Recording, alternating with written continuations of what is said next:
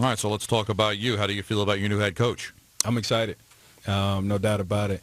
For so many reasons. One, just starting off of him as a coach. I've been privileged to be with him. This is year 2 now, going into year 3. He was offensive coordinator, and I got a chance to see how he products himself, and he has a charisma about him that's unique. He has a coaching style about him that's special. He knows how to command a room and the attention and motivate everybody on an individual level, and he's smart. So I'm thrilled to have him as a head coach because of that, and 2, he's in-house, and we're a close team from being great. And so we don't have somebody coming in to blow it up. We have somebody who understands the architect of the team. Here's a concern of mine, and it concerns you. Everything you hear about the guy, really bright, really smart offensive line. It took him 12 games to make you the featured back. Instead, they're playing ring around the rosy with 4 guys. You should have been the guy, and when you finally got the chance to be the featured back, you were averaging 100 yards a game in the last 4. Why did it take him so long to know what? I'm not that bright, and I knew it.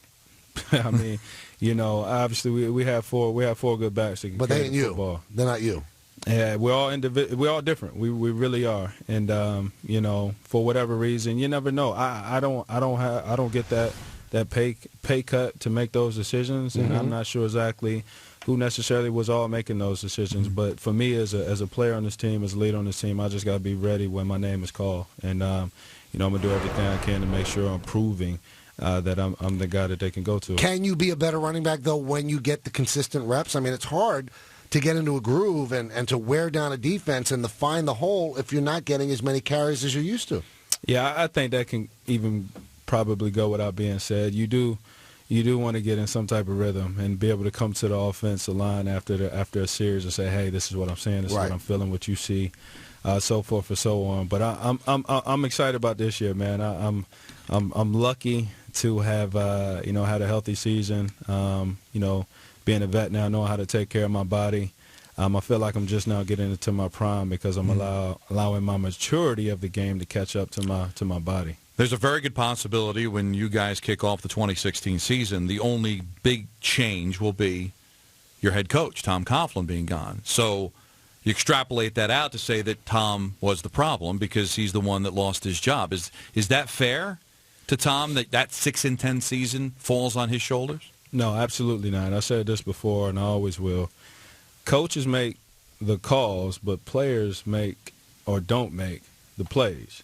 And, that's just getting into the reality and the business side of it. And, somebody always got to take the blame. And, unfortunately, Coach Coughlin, had the shoulders for that.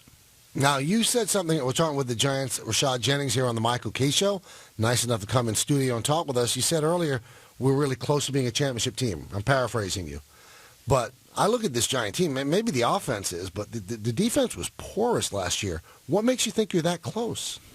Just because of the guys that we have there, obviously we have battled just like every team with some of the injuries.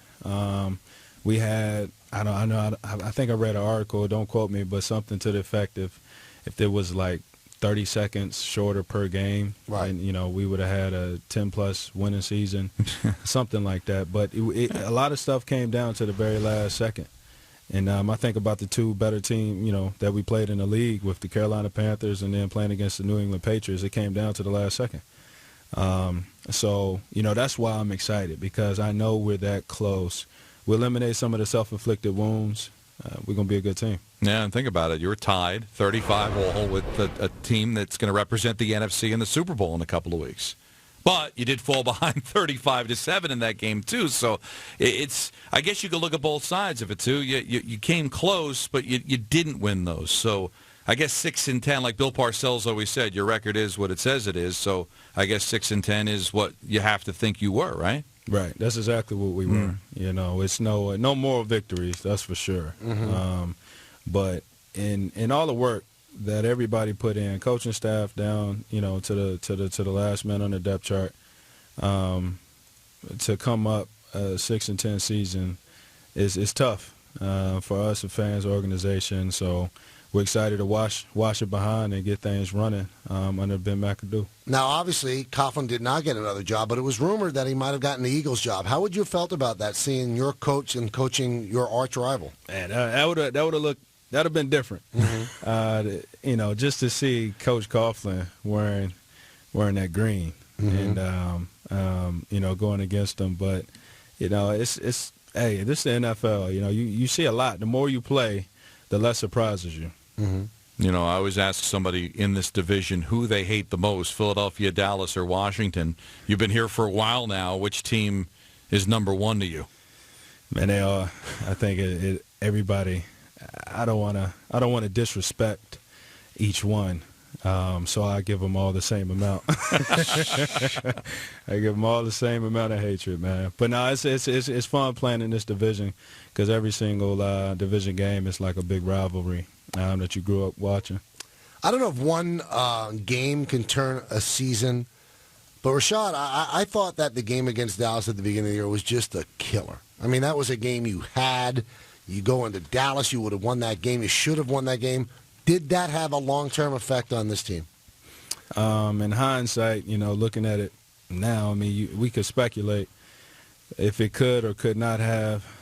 We lost the game, and we had 15 other games to then rally around, which we did not. But it was just tough losing it, starting it off with the loss with a game we know we should have won. Killer loss. Especially to who they lost to. Yeah. Because it counts twice. It's starting off the season. It counts twice. Your way. Right. You playing in the division. It's Dallas. So then you go and you think you got the Falcons on the ropes. At the time, they were, ended up winning the first 5 games of the season. So when you have it happen against Dallas, happens against Atlanta, does it then become a self-fulfilling prophecy? It's like in your head every time you get late in a close game, you're starting to think, all right, how are we going to mess this up? Well, we got to concentrate. Is that something that's articulated on the sidelines when you're in that situation again? Yeah, you try to find ways to make a team and have a team really focus on the goal, and that's winning, finding a way to close the game.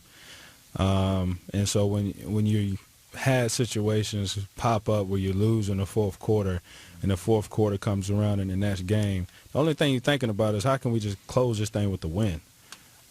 So it can carry over from one game to another, but when you got guys on the team, they got character and know how to play ball and lead, that's not on the forefront. Rashad Jennings is our guest. We mentioned the Panthers game. In that game, and we'll always think of that as the Odell Beckham Jr. game where, he was kind of out of control. You're a veteran teammate. I was kind of surprised. Don was kind of surprised he wasn't taken off the field at some point to calm him down. Did you or any of your teammates ever talk to him and go, whoa, just relax? Yeah, I mean, when we at halftime, I know myself, I pull Odell aside and DRC, and, we all had a critical moment in the game where I think could have made a big difference. I dropped the ball. Odell felt he had dropped the touchdown. Mm-hmm. DRC felt he dropped the touchdown, and we just kind of all said to each other, hey, look, it's the second half. Let's all go out here and make up for those plays. And, DRC came up with a big field goal block. Odell came up with that touchdown for us. I was able to get behind the line and make a big run and saying leave everything in the past, man. But, during the course of the game, everybody's so focused on their individual job that you don't see what's taking place. Right. We can speculate after the game and TV and rewind, but during the game, man, you got a helmet on, you got a job to do. Were you surprised after the game when you saw what he was doing? Yeah, I mean, it was kind of like, wow, they really went at it. Yeah. And Odell, man, that's like little brother. It's fun to watch him play. I've seen a kid come in humble, hungry, ready to prove that he can play in this league, earn the respect of his teammates, and everything you see flashing, he works on. So it was unfortunate that incident happened. We don't protect the incident, we protect him, and he apologized and we moved on. Now, I don't know if you could hear it from the backfield, but do you think that Josh Norman crossed the line? Did you hear any of the trash talk that supposedly went on? No, I missed all that. I didn't hear any of the trash talk. Not saying that it didn't happen. Right. I just personally didn't hear it. Now, who has to be ultimately responsible when something like that is happening? Because Tom Coughlin said he couldn't see it all. He's coaching the game. McAdoo's coaching the game, and you guys are playing in the game. So ultimately, who can be someone to take him aside or recognize all the things that are going on and try to put a stop to it? Well, I don't think anybody's responsible for another person's action as much as they are themselves. That's just, I believe that on and off the field in life. It was a mistake. He apologized for it, but Odell he has ownership on making sure that won't happen. Now, much was made about them coming out in pregame warm-ups with bats and things being said. There were rumors that there might have been homophobic slurs shouted back and forth. Did you get any sense of that in the pregame, that kind of tension going on from the Panthers before the game started? Absolutely not. I didn't, again, not saying that it didn't happen. Right. I'm just, listen here. I'm focused on my job and making sure I'm ready. So just from your standpoint, because you shouldn't have to answer for somebody else, but if you saw bats and something was being said to you that vicious, do you think you would have reacted the way Odell did? If somebody, so let's role play it. Yeah. Go ahead. Tell me what you think was said.